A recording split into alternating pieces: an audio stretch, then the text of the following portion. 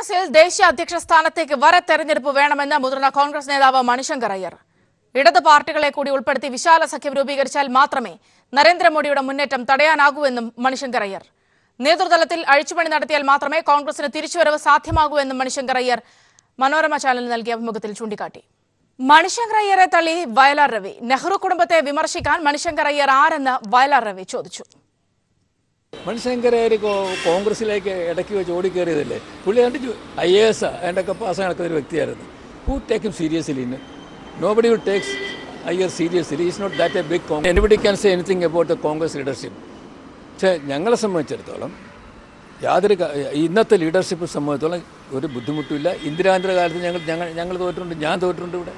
അപ്പോൾ അതൊരു പ്രശ്നമല്ല തോൽവിയുടെ പേരിൽ നേതാവുക്ക് നേതൃത്വം മാറണം എന്ന് പറയുന്നവർ പരമ്പരാഗതമായ കോൺഗ്രസ് സംസ്കാരം ഉൾക്കൊള്ളാൻ കഴിയാത്തത് കൊണ്ടാണ്. മണിശങ്കർ അയ്യരുടെ നിലപാട് തെറ്റെന്ന് ടോം വടക്കൻ. മണിശങ്കർ അയ്യർ അവസരവാദിയാണെന്നും കോൺഗ്രസിൽ നേതൃമാറ്റം വേണമെന്ന് മണിശങ്കർ അയ്യർ പറഞ്ഞിരുന്നെന്നും ടോം വടക്കൻ പറഞ്ഞു. പക്ഷെ മണിശങ്കർ അയ്യർ കയറി ഇതിനെ ഹെഡ്ലൈൻ ഗ്രാബിംഗ് എന്ന് പറയും, അല്ലെങ്കിൽ അമേരിക്കൻ ഒരു കോണ്ടെക്സ്റ്റിൽ പറഞ്ഞാൽ ആംബുലൻസ് ചേസേഴ്സ്. കാരണം ഒരു അപകടം നടന്നോടത്ത് കുറച്ച് കക്ഷികൾ അവരുടെ സ്റ്റേക്ക് ഹോൾഡേഴ്സ് ആണെന്ന് കാണിക്കാൻ അവർ ഹെഡ്ലൈൻ ഗ്രാബ് ചെയ്യും. അതൊക്കെ ഇത് സ്റ്റാൻഡേർഡ് ഓപ്പറേറ്റിംഗ് പ്രാക്ടീസസ് ആണ്.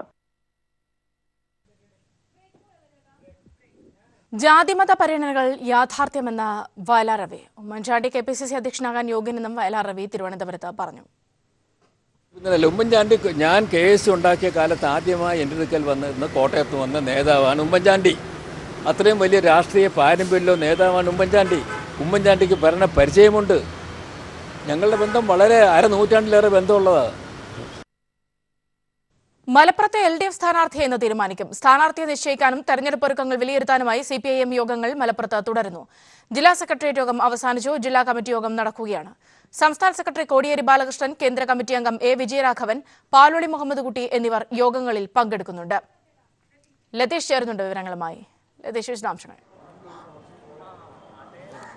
സൗമ്യ, ജില്ലാ കമ്മിറ്റി യോഗവും അവസാനിച്ചതായാണ് നമുക്ക് ഇപ്പോൾ ലഭിക്കുന്ന വിവരം. സ്ഥാനാർത്ഥിയെ സംബന്ധിച്ച ഒരു ധാരണ യോഗങ്ങളിൽ ഉണ്ടായി എന്ന് തന്നെയാണ് മനസ്സിലാക്കാൻ വേണ്ടി കഴിയുന്നത്. എന്നാൽ CPIMൻ്റെ സംസ്ഥാന സെക്രട്ടറി കോടിയേരി ബാലകൃഷ്ണൻ രാവിലെ പറഞ്ഞത് സംസ്ഥാന സെക്രട്ടേറിയറ്റിനും LDF യോഗത്തിനും ശേഷമായിരിക്കും ഔദ്യോഗിക പ്രഖ്യാപനം ഉണ്ടാവുക എന്നതാണ്. ഈ സാഹചര്യത്തിൽ ഇന്ന് പ്രഖ്യാപനം ഉണ്ടാകുമെന്ന് നമുക്ക് പറയാൻ കഴിയില്ല. എന്തായാലും സ്ഥാനാർത്ഥിയുടെ കാര്യത്തിലൊരു ധാരണ ഇന്നത്തെ ഈ യോഗങ്ങളിൽ ഉണ്ടായി കഴിഞ്ഞു എന്ന് തന്നെയാണ് നമുക്ക് മനസ്സിലാക്കാൻ വേണ്ടി കഴിയുന്നത്. അല്പസമയത്തിനകം തന്നെ കോടിയേരി മാധ്യമങ്ങൾ കോടിയേരിയെ കാണാനും ശ്രമിക്കുന്നുണ്ട്. യോഗം കഴിഞ്ഞ് പുറത്തേക്ക് ഇറങ്ങി വരുമ്പോൾ മാധ്യമങ്ങൾ കോടിയേരിയെ കാണാനും ശ്രമിക്കുന്നുണ്ട്. ആ സമയത്ത് കൂടുതൽ എന്തെങ്കിലും പ്രതികരണത്തിന് കോടിയേരി തയ്യാറാകുമോ എന്നത് നമുക്ക് കാത്തിരുന്നു കാണേണ്ടതാണ്. എന്തായാലും 21-ാം തീയതി പാർലമെൻറ്റ് മണ്ഡലം കൺവെൻഷൻ ചേരാൻ ഈ യോഗം തീരുമാനിച്ചു. 23, 24 തീയതികളിൽ 7 അസംബ്ലി മണ്ഡലം കൺവെൻഷനുകൾ പൂർത്തിയാക്കാനും തീരുമാനിച്ചിട്ടുണ്ട്. 25-ാം തീയതി സ്ഥാനാർത്ഥിയുടെ ആദ്യഘട്ട പര്യടനം ആരംഭിക്കാനും ധാരണയായി. ഒപ്പം മണ്ഡലം കൺവെൻഷനുകൾ പൂർത്തിയാക്കിയ ശേഷം ബൂത്ത് തല കൺവെൻഷൻ ഉൾപ്പെടെയുള്ള കാര്യങ്ങൾ, കുടുംബയോഗങ്ങൾ ഉൾപ്പെടെയുള്ള ഉള്ളവയ്ക്ക് കൃത്യമായൊരു തീയതിയും ഈ യോഗം ഇന്നത്തെ സെക്രട്ടേറിയറ്റ് ജില്ലാ കമ്മിറ്റി യോഗങ്ങളിൽ ധാരണയായി എന്നാണ് നമുക്ക് മനസ്സിലാക്കാൻ വേണ്ടി കഴിയുന്നത്. എന്നാൽ ഔദ്യോഗികമായ ഒരു വിവരവും ഇതുവരെ പുറത്തു വന്നിട്ടില്ല. ഈ കാര്യങ്ങൾ സംസ്ഥാന സെക്രട്ടറിയോ അല്ലെങ്കിൽ ജില്ലാ സെക്രട്ടറിയോ ഉൾപ്പെടെയുള്ള ആളുകൾ പറയുമെന്നുള്ള ഒരു പ്രതീക്ഷയിലാണ് നമ്മൾ ഇപ്പോൾ നിൽക്കുന്നത്. സൗമ്യ, ലതീഷാണ് വിവരങ്ങൾ നൽകിയത്. മലപ്പുറം തെരഞ്ഞെടുപ്പിൽ സ്ഥാനാർത്ഥി പ്രഖ്യാപനം LDFനും CPIM സെക്രട്ടേറിയറ്റിനും ശേഷമെന്ന് കോടിയേരി ബാലകൃഷ്ണൻ പ്രതികരിച്ചു. ചർച്ച ചെയ്തതിനു ശേഷം സംസ്ഥാന സെക്രട്ടേറിയറ്റിലെ പ്രഖ്യാപിക്കുക, ജില്ലാ കമ്മിറ്റിക്ക് പ്രഖ്യാപിക്കാൻ പറ്റും. ചർച്ച നടക്കും. കുണ്ടറയിൽ പെൺകുട്ടി പീഡിപ്പിക്കപ്പെട്ട് ആത്മഹത്യ ചെയ്ത സംഭവത്തിൽ പോലീസ് ഉദ്യോഗസ്ഥർക്കും വീഴ്ച പറ്റിയെന്ന് സംബന്ധിച്ച് റൂറൽ SP S. സുരേന്ദ്രൻ. നിലവിൽ പ്രത്യേക അന്വേഷണ സംഘത്തിന്റെ നേതൃത്വത്തിൽ ശരിയായ ദിശയിലാണ് അന്വേഷണം നീങ്ങുന്നതെന്നും SP പറഞ്ഞു. കുട്ടിയുടെ അമ്മയെയും മുത്തച്ഛനെയും നുണപരിശോധനയ്ക്ക് വിധേയമാക്കാൻ അനുവാദം ആവശ്യപ്പെട്ട് അന്വേഷണ ഉദ്യോഗസ്ഥനായ കൊട്ടാരക്കര DYSP B. കൃഷ്ണകുമാർ കൊല്ലം ജില്ലാ സെഷൻസ് കോടതിയിൽ റിപ്പോർട്ട് സമർപ്പിച്ചു. കുറ്റകൃത്യം നടന്ന ശേഷം സ്ഥലത്തെ പോലീസ് സ്റ്റേഷൻ ചുമതലയുള്ള SI എക്സ്പ്രസ് റിപ്പോർട്ട് തയ്യാറാക്കി കൈമാറണം. സംഭവസ്ഥലം പരിശോധിച്ച് DYSP മുതലുള്ള ഉന്നത ഉദ്യോഗസ്ഥർ ഗ്രേവ് ക്രൈം റിപ്പോർട്ടും തയ്യാറാക്കണം. ഇത് രണ്ടും യഥാസമയം സമർപ്പിക്കുന്നതിൽ വീഴ്ച വരുത്തിയെന്ന് SP പറഞ്ഞു. ഇന്റലിജൻസ് ADGP പ്രത്യേക അന്വേഷണ സംഘം രൂപീകരിക്കാൻ ഈ മാസം 11-ന് നിർദ്ദേശം നൽകിയിരുന്നു. ആ 11-ന് തന്നെ DYSP SIT രൂപീകരിക്കുകയും ചെയ്തുവെന്നും SP അറിയിച്ചു. കഴിഞ്ഞ 5 വർഷത്തെ സമാന കേസുകളുടെ വിവരങ്ങൾ ചോദിച്ചപ്പോഴും റിവ്യൂ മീറ്റിംഗിലും കുണ്ടറ സംഭവം ആരും ശ്രദ്ധയിൽപ്പെടുത്തിയില്ലെന്നും SP സുരേന്ദ്രൻ പറഞ്ഞു. ഗ്രേവ് ക്രൈം റിപ്പോർട്ടും എക്സ്പ്രസ് റിപ്പോർട്ടും പോലീസ് സ്റ്റേഷനിൽ അയക്കേണ്ടതായിരുന്നു. എക്സ്പ്രസ് റിപ്പോർട്ട് ആ ഗ്രേവ് ക്രൈം ആക്കുമ്പോൾ 17-ാം തീയതി തന്നെ SP-ക്കും IG-ക്കും ADGP-ക്കും ഉൾപ്പെടെയുള്ളവർക്ക് ഇതിൽ കൊടുക്കണമായിരുന്നു പോലീസ് സ്റ്റേഷനിൽ. ഇന്ന് വരെ ആ എക്സ്പ്രസ് റിപ്പോർട്ട് കിട്ടിയിട്ടില്ല, ഇതുവരെ കൊടുത്തിട്ടില്ല. കേസന്വേഷണം ക്രൈംബ്രാഞ്ച് പോലുള്ള അന്വേഷണ സംഘത്തിന് കൈമാറണമെന്ന് DCC പ്രസിഡന്റ് ബിന്ദുകൃഷ്ണ ആവശ്യപ്പെട്ടു. ഇത്രയും വലിയൊരു കേസായിട്ടും അതിന്റെ ഗൗരവത്തോടുകൂടി കാണാതെ ലാഘവ ബുദ്ധിയോടെ കണ്ട പോലീസ് എങ്ങനെയാണ് അവർക്ക് വീഴ്ച പറ്റിയെന്ന രീതിയിൽ ആ വസ്തുത സമ്മതിച്ചുകൊണ്ട് അന്വേഷണം നടത്തുന്നത്? ഒരിക്കലും അങ്ങനെ നടത്താൻ സാധ്യതയില്ല. എത്രയും പെട്ടെന്ന് കുണ്ടറ കേസ് ക്രൈംബ്രാഞ്ചിന് വിട്ട് യഥാർത്ഥ പ്രതികളെ പിടിക്കേണ്ടിയിരിക്കുന്നു. അതേസമയം കുട്ടിയുടെ അമ്മയെയും മുത്തച്ഛനെയും നുണപരിശോധനയ്ക്ക് വിധേയമാക്കാൻ അനുവാദം ആവശ്യപ്പെട്ട് അന്വേഷണ ഉദ്യോഗസ്ഥനായ കൊട്ടാരക്കര DYSP B കൃഷ്ണകുമാർ കൊല്ലം ജില്ലാ സെഷൻസ് കോടതിയിൽ റിപ്പോർട്ട് സമർപ്പിച്ചു. ന്യൂസ് ബ്യൂറോ, കൊല്ലം. കേരളത്തിൽ പോലീസ് ഇച്ഛാശക്തിയോടുകൂടിയാണ് പ്രവർത്തിക്കുന്നതെന്ന് CPIM സംസ്ഥാന സെക്രട്ടറി കോടിയേരി ബാലകൃഷ്ണൻ. പരാതികളിൽ പോലീസ് ശരിയായ രീതിയിൽ ഇടപെടുന്നതുകൊണ്ടാണ് കേസുകളുടെ എണ്ണം വർദ്ധിക്കുന്നത്. പോലീസുകാർക്ക് തെറ്റുപറ്റിയ സാഹചര്യം ഉണ്ടായിട്ടുണ്ട്. ചില കേസുകളിൽ പോലീസ് ഉദ്യോഗസ്ഥർക്ക് വീഴ്ച പറ്റുന്ന സാഹചര്യം ഉണ്ടായി. തെറ്റു ചെയ്യുന്നത് പോലീസ് ഉദ്യോഗസ്ഥരായാലും സർക്കാർ കർശനമായ നടപടി സ്വീകരിക്കുമെന്നും കോടിയേരി പറഞ്ഞു. ചികിത്സയിൽ കഴിയുന്ന മന്ത്രി TP രാമകൃഷ്ണനെ കോഴിക്കോട് മെഡിക്കൽ കോളേജ് ആശുപത്രിയിലെത്തി കോടിയേരി ബാലകൃഷ്ണൻ സന്ദർശിച്ചു. ആളുകൾ സാധാരണഗതിയിൽ ധൈര്യപൂർവ്വം പരാതി പറയുന്നുണ്ട്. അതുകൊണ്ടാണ് കേസുകളുടെ എണ്ണം കൂടുന്നത്. അതൊരു അസ്വാഭാവികമായിട്ടുള്ളൊരു കാര്യമല്ല. ഇത്തരം പ്രശ്നങ്ങൾ റിപ്പോർട്ട് ചെയ്യപ്പെട്ടാൽ ശക്തമായ നടപടി സ്വീകരിക്കുന്നുണ്ട് എന്നുള്ളതാണ് കേരളത്തിൽ വന്നിരിക്കുന്ന ഒരു പ്രത്യേകത. ആരോപണ വിധേയരാകുന്നവരോ പ്രശ്നത്തിൽ ഇടപെടുന്നവരോ ആരായിരുന്നാലും അവരെ നിയമത്തിൻ്റെ മുമ്പിൽ കൊണ്ടുവരും എന്ന ഇച്ഛാശക്തിയോടുകൂടിയൊരു പ്രവർത്തനമാണ് കേരള പോലീസ് നടത്തിക്കൊണ്ടിരിക്കുന്നത്. അതിൽ ഓരോ പ്രശ്നങ്ങളും പരിശോധിച്ചുകൊണ്ട് നടപടി സ്വീകരിക്കുക മാത്രമേ സാധ്യമാവുകയുള്ളൂ. അത് കേരള പോലീസ് ഇപ്പോൾ ശരിയായ നിലയിൽ തന്നെ കാര്യങ്ങൾ ചെയ്യുന്നുണ്ട്. തെറ്റ് സംഭവിക്കുന്ന ചില പ്രശ്നങ്ങൾ ഉണ്ടായിട്ടുണ്ട്. അത്തരക്കാർക്കെതിരെ കർശനമായ നടപടി സ്വീകരിച്ചിട്ടുണ്ട്. കുറ്റം ചെയ്യുന്നത് പോലീസ് ഉദ്യോഗസ്ഥന്മാരായാലും അവർക്ക് സംരക്ഷണമില്ല. അതാണ് അതിന് സന്ദേശം. നിയമാനുസൃതമായി എല്ലാവരും പ്രവർത്തിക്കണം. ആ നിയമപരമായി പ്രവർത്തിക്കുന്നതിൽ വീഴ്ച വരുത്തുന്ന ഓഫീസർമാരായാലും അവർ നിയമാനുസൃതമായ നടപടിക്ക് വിധേയമാക്കപ്പെടും. അതൊരു നല്ല സന്ദേശം തന്നെയാണ് ഗവൺമെൻറ് കൊടുക്കുന്നത്. അതുകൊണ്ട് തെറ്റുകൾ ഭാവിയിൽ ആവർത്തിക്കുന്നത് കുറയാൻ ഈ നടപടി കൊണ്ട് സാധിക്കും. കുറ്റവാളികളെ ചോദ്യം ചെയ്യുന്നതിന് അത്യാധുനിക സംവിധാനങ്ങളുള്ള ഇന്ററോഗേഷൻ മുറി ഒരുക്കി സംസ്ഥാന police. Thiruvananthapuram cantonment police station കെട്ടിടത്തിലാണ് കേരളത്തിലെ തന്നെ ആദ്യത്തെ മോഡേൺ ഇന്ററോഗേഷൻ റൂം ക്രമീകരിച്ചിരിക്കുന്നത്. തീവ്രവാദ പ്രവർത്തനങ്ങൾ, UAPA, കൊലപാതകങ്ങൾ തുടങ്ങി സുപ്രധാന കേസുകളിലെ കുറ്റവാളികളെയാണ് പുതിയ സംവിധാനത്തിലൂടെ ചോദ്യം ചെയ്യുക. ലാവ്ലിൻ കേസിൽ മുഖ്യമന്ത്രി പിണറായി വിജയന് വേണ്ടി സുപ്രീം കോടതിയിലെ മുതിർന്ന അഭിഭാഷകൻ ഹരീഷ് സാൽവെ ഹാജരായ വിഷയത്തിൽ തനിക്കെതിരെ ഉയർന്ന ആക്ഷേപത്തെ തള്ളി സംസ്ഥാന പോലീസ് മേധാവി ലോക്നാഥ് ബെഹ്റ. താനും ഹരീഷ് സാൽവെയുമായുള്ള കൂടിക്കാഴ്ച തികച്ചും സൌഹാർദ്ദപരമായിരുന്നു. അതിന് ലാവ്ലിൻ കേസുമായി യാതൊരു ബന്ധവുമില്ലെന്നും ബെഹ്റ വ്യക്തമാക്കി.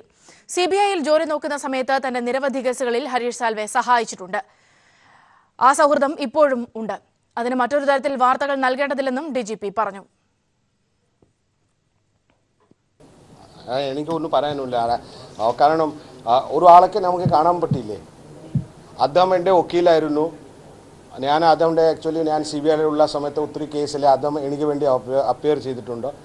അദ്ദേഹം അവിടെ ടൗണിലുണ്ടായിരുന്നു. പോയി ഞാൻ കാണുക ഉപഹാർ കേസ് 20 വർഷം പിടിച്ചു, 20 years.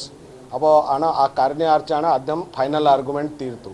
അതുകൊണ്ട് ഞാൻ അദ്ദേഹം പോയി അദ്ദേഹം കാണാൻ വേണ്ടിയിട്ട് പോയി ഞാൻ വന്നു. പിന്നെ വിവാദം ഉണ്ടെങ്കിലേ ഞാനൊന്നും പറയാനൊന്നുമില്ല. IG മനോജ് എബ്രഹാമിനെതിരെ കേസെടുത്ത് അന്വേഷണം നടത്താൻ മൂവാറ്റുപുഴ വിജിലൻസ് കോടതി നിർദ്ദേശം. അനധികൃത സ്വത്ത് സമ്പാദന കേസിലാണ് അന്വേഷണം. ഉമേഷ് ചേരുന്നുണ്ട് വിവരങ്ങളുമായി. ഉമേഷ്, എന്തൊക്കെ കാര്യങ്ങളാണ് കോടതി നിർദ്ദേശിച്ചത് ഇതുമായി ബന്ധപ്പെട്ട്? സൗമ്യ, പത്തനംതിട്ട സ്വദേശി PP ചന്ദ്രശേഖരൻ നായരുടെ പരാതിയിലാണ് IG മനോജ് എബ്രഹാമിനെതിരെ അന്വേഷണത്തിന് ഉത്തരവിട്ടത്. 61 ലക്ഷം രൂപ അനധികൃതമായി സമ്പാദിച്ചുവെന്നാണ് പരാതി. പരാതിയിൽ കൊച്ചിയിലെ വിജിലൻസ് സ്പെഷ്യൽ സെൽ ത്വരിതാന്വേഷണം നേരത്തെ നടത്തിയിരുന്നു. വരവിൽ കവിഞ്ഞ സ്വത്ത് സമ്പാദനമെന്ന ആക്ഷേപത്തിൽ കഴമ്പില്ലെന്നായിരുന്നു ത്വരിതാന്വേഷണത്തിലെ കണ്ടെത്തൽ. ഈ റിപ്പോർട്ട് തള്ളിക്കൊണ്ടാണ് FIR രജിസ്റ്റർ ചെയ്ത് അന്വേഷണം നടത്താൻ മൂവാറ്റുപുഴ വിജിലൻസ് കോടതി ഉത്തരവിട്ടത്. SP റാങ്കിൽ കുറയാത്ത ഉദ്യോഗസ്ഥൻ അന്വേഷിക്കണമെന്നാണ് കോടതി നിർദ്ദേശം. 3 മാസം കൂടുമ്പോൾ അന്വേഷണ പുരോഗതി അറിയിക്കണമെന്നും കോടതി ഉത്തരവിട്ടു. സൗമ്യ. ഉമേഷാണ് വിവരങ്ങൾ നൽകിയത്. മറ്റു വാർത്തകളിലേക്ക്. ക്രോണിനെതിരെ മിഷേലിന്റെ സുഹൃത്തുക്കളുടെ മൊഴി. ക്രോണിൻ മിഷേലിനെ ഏറെ മാനസിക സമ്മർദ്ദത്തിലാക്കിയിരുന്നുവെന്ന് സുഹൃത്തുക്കൾ ക്രൈംബ്രാഞ്ചിന് മൊഴി നൽകി. ക്രോണിൻ മിഷേലിനെ ഉപദ്രവിച്ചിട്ടുണ്ടെന്ന് മറ്റൊരു സുഹൃത്ത് പോലീസിന് നേരത്തെ മൊഴി നൽകിയിരുന്നു. ഈ സുഹൃത്ത് ഉൾപ്പെടെ ക്രൈംബ്രാഞ്ച് കൂടുതൽ പേരുടെ മൊഴിയെടുക്കും. ചെന്നൈയിലും ബാംഗ്ലൂരിലുമുള്ള മിഷേലിന്റെ സുഹൃത്തുക്കളാണ് ക്രൈംബ്രാഞ്ചിന് മൊഴി നൽകിയിരിക്കുന്നത്. ക്രോണിൻ മിഷേലിനെ കടുത്ത മാനസിക സമ്മർദ്ദത്തിലാക്കിയിരുന്നുവെന്ന് ഇരുവരും നേരത്തെ പോലീസിന് മൊഴി നൽകിയിരുന്നു. ക്രൈംബ്രാഞ്ചിനോടും ഈ മൊഴി ആവർത്തിക്കുകയായിരുന്നു. ഛത്തീസ്ഗഡിൽ ജോലി ചെയ്യുന്ന ക്രോണിൻ അവധിക്ക് നാട്ടിലെത്തുമ്പോൾ മിഷേലുമായി നേരിട്ട് കണ്ട് സംസാരിക്കാറുണ്ട്.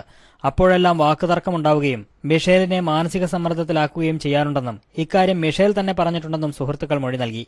ഒരിക്കൽ മിഷേലിന്റെ ഹോസ്റ്റലിന് സമീപം വെച്ച ക്രോണിൻ മിഷേലിനെ മർദ്ദിച്ചിരുന്നുവെന്ന് മറ്റൊരു സുഹൃത്ത് പോലീസിന് മൊഴി നൽകിയിട്ടുണ്ട്. ഈ സുഹൃത്ത് ഉൾപ്പെടെ കൂടുതൽ പേരിൽ നിന്ന് ക്രൈംബ്രാഞ്ച് മൊഴിയെടുക്കും. ഈ മാസം 24 വരെ ക്രോണിനെ ക്രൈംബ്രാഞ്ച് കസ്റ്റഡിയിൽ വിട്ടിരുന്നു. കസ്റ്റഡി കാലാവധി അവസാനിക്കുന്നതിന് മുൻപ് ക്രോണിനെ ഛത്തീസ്ഗഡിൽ എത്തിച്ച് തെളിവെടുക്കാനും ക്രൈംബ്രാഞ്ച് തീരുമാനിച്ചിട്ടുണ്ട്. News bureau, Kochi. കൊട്ടിയൂർ പീഡനക്കേസിൽ 2ാം പ്രതി തങ്കമ്മ നെല്ലിയാനി കീഴടങ്ങി. പേരാവൂർ പോലീസിന് മുൻപാകെയാണ് കീഴടങ്ങിയത്. ഹൈക്കോടതിയുടെ നിർദ്ദേശപ്രകാരമാണ് കീഴടങ്ങൽ. സണ്ണി ജോസഫ് ചേർന്നുണ്ട് വിവരങ്ങളുമായി. സണ്ണി, ഇവരുടെ കീഴടങ്ങിയ ഒരു പശ്ചാത്തലത്തിൽ കേസിന്റെ ഇപ്പോഴത്തെ സ്ഥിതി എങ്ങനെയാണ്? ഇന്നത്തെ വിവരങ്ങൾ. സൗമ്യ, കൊട്ടിയൂർ പീഡന കേസിലെ 2ാമത്തെ പ്രതിയാണ് തങ്കമ്മ നെല്ലേനി. ഇവരിന്ന് രാവിലെ പുലർച്ചയോടുകൂടി കേസ് അന്വേഷിക്കുന്ന പേരാവൂർ CI സുനിൽകുമാർ മുമ്പാകെയാണ് ഇന്ന് രാവിലെ കീഴടങ്ങിയത്. ഇവരോടൊപ്പം അഭിഭാഷകയുണ്ടായിരുന്നു. ഉച്ചയോടുകൂടിയാണ് വൈദ്യപരിശോധന ശേഷം ഇവരെ തലശ്ശേരിയിലെ 1ാം അഡീഷണൽ സെഷൻസ് കോടതിയിൽ ഹാജരാക്കിയത്. നേരത്തെ തന്നെ ഇവർ ഹൈക്കോടതിയിൽ മുൻകൂർ ജാമ്യത്തിന് ശ്രമിച്ചിരുന്നു മറ്റു പ്രതികൾക്കൊപ്പം. കോടതിയുടെ പൊതുവായിട്ടുള്ള വിധിയുടെ അടിസ്ഥാനത്തിൽ ഇവർ അന്വേഷണ ഉദ്യോഗസ്ഥന് മുമ്പിൽ ഹാജരായാലുടൻ കോടതിയിൽ ഹാജരാക്കണമെന്ന നിർദ്ദേശമുണ്ടായിരുന്നു. അതിന്റെ അടിസ്ഥാനത്തിൽ അവർക്ക് ഉച്ചയോടുകൂടി 1ാം അഡീഷണൽ സെഷൻസ് കോടതി ഇവർക്ക് ജാമ്യം അനുവദിച്ചു.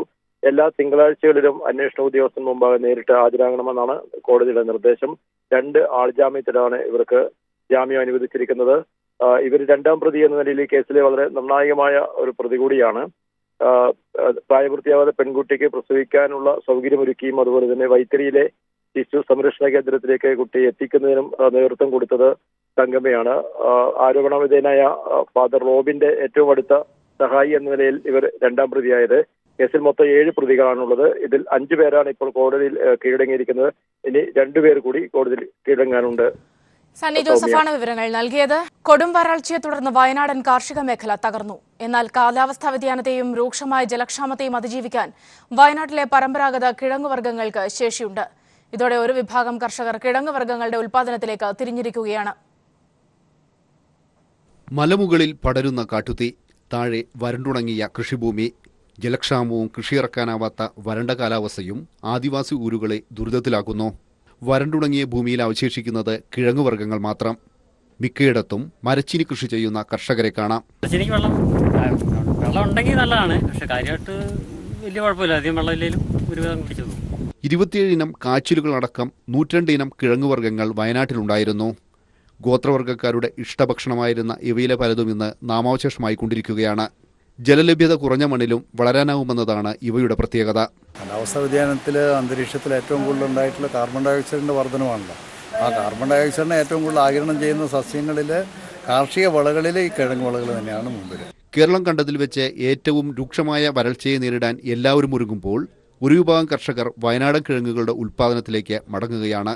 കാലാവസ്ഥാ വ്യതിയാനത്തെയും ആഗോളതാപനത്തെയും അതിജീവിക്കാനുള്ള ശേഷി വയനാടൻ കിഴങ്ങുവർഗ്ഗങ്ങൾക്കുണ്ട്. എന്നാൽ ഇവയ്ക്ക് വിപണി ലഭിക്കുന്നില്ല എന്നതാണ് കർഷകർ നേരിടുന്ന യഥാർത്ഥ പ്രശ്നം. ബത്തേരിയിൽ നിന്ന് K Rajendran. National child development council Kerala റീജിയന്റെ ആഭിമുഖ്യത്തിൽ സംഘടിപ്പിക്കുന്ന അഡ്വാൻസ്ഡ് മെഡിറ്റേഷൻ പരിശീലനം മലപ്പുറത്ത് തുടങ്ങി. വിവിധ പ്രാണായാമങ്ങൾ, മെഡിറ്റേഷനുകൾ തുടങ്ങിയ വിഷയങ്ങളിൽ ക്ലാസും പരിശീലനവുമാണ് ക്യാമ്പിൽ നടക്കുന്നത്. 16 വയസ്സിന് മുകളിലുള്ളവർക്കാണ് പ്രവേശനം. ഒരു ലോകം ഒരു ഭാഷാ പ്രസ്ഥാനത്തിന്റെ സ്ഥാപകൻ ബാബ അലക്സാണ്ടറാണ് പരിശീലകൻ. മുനവർ അലി ശിഹാബ് തങ്ങൾ, പാൽവളി അബ്ദുറഹ്മാൻ, സീന ഷാൻവാസ്, PP മുഹമ്മദ് അലി ഹാജി തുടങ്ങിയവർ ഉദ്ഘാടന ചടങ്ങിൽ പങ്കെടുത്തു.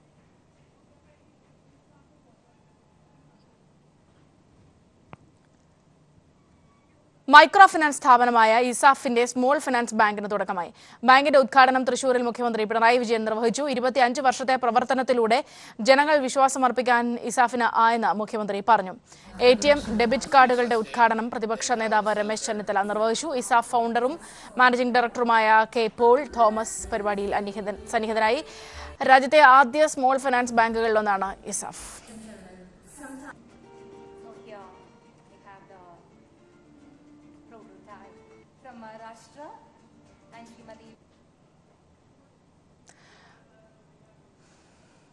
മോട്ടോർ റേസർ ചാമ്പ്യൻ അശ്വിൻ സുന്ദറും ഭാര്യ നിവേദിതയും വാഹന അപകടത്തിൽ മരിച്ചു. ചെന്നൈ മറീന ബീച്ചിൽ ശനിയാഴ്ച പുലർച്ചെ 3:30 അപകടമുണ്ടായത്. ഇരുവരും സഞ്ചരിച്ചിരുന്ന BMW car മരത്തിലിടിച്ച് കത്തുകയായിരുന്നു. Amitha വേഗതയിലായിരുന്നു വാഹനമെന്നാണ് police report.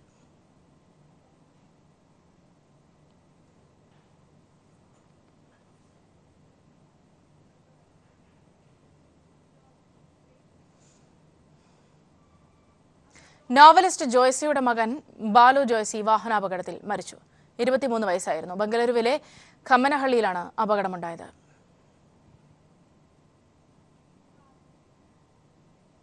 താജ്മഹലിന് IS ഭീഷണിയുണ്ടെന്ന വിവരത്തിന്റെ അടിസ്ഥാനത്തിൽ സുരക്ഷ വർദ്ധിപ്പിച്ചതിന് പിന്നാലെ ആഗ്ര റെയിൽവേ സ്റ്റേഷന് സമീപം ഇരട്ട സ്ഫോടനം.